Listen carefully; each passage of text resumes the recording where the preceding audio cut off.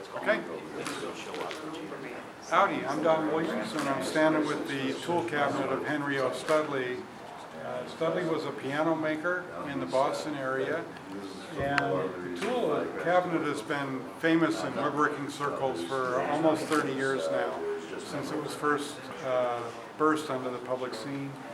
And I think the reason it captures so much imagination with woodworkers is simply it is such an astounding assemblage, and it is such a brilliant exercise in design, both aesthetically and spatially.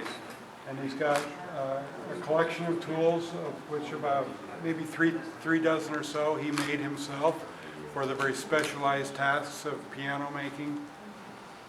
He decorated many other tools that were traditional so that they could be truly his own.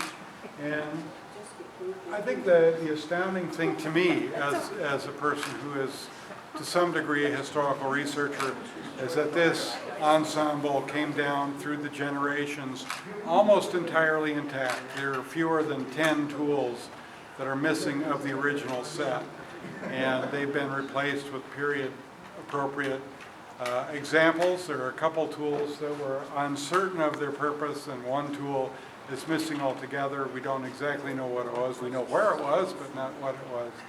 And again, the fact that Studley was such a conscientious and highly skilled craftsman with his hands, and was such a sophisticated aesthete with his eye and his mind in creating a beautiful thing.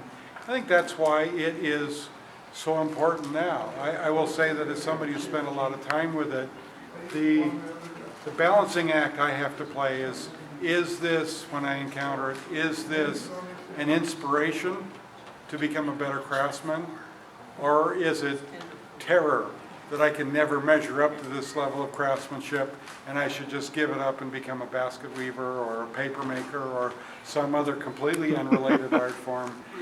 That's sort of the balancing act that I have to act as somebody who interacts with this tool collection, which I've done about 300-400 hours over the last several years.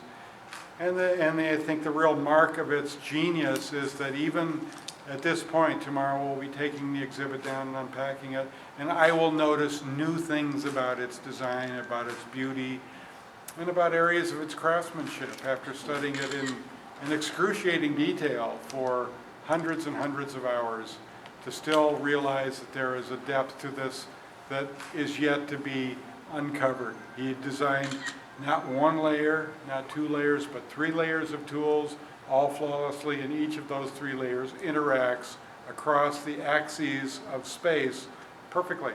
And, you know, you got to wonder, who was this guy? Who was this guy? That's great. Thanks a lot, You Don. bet.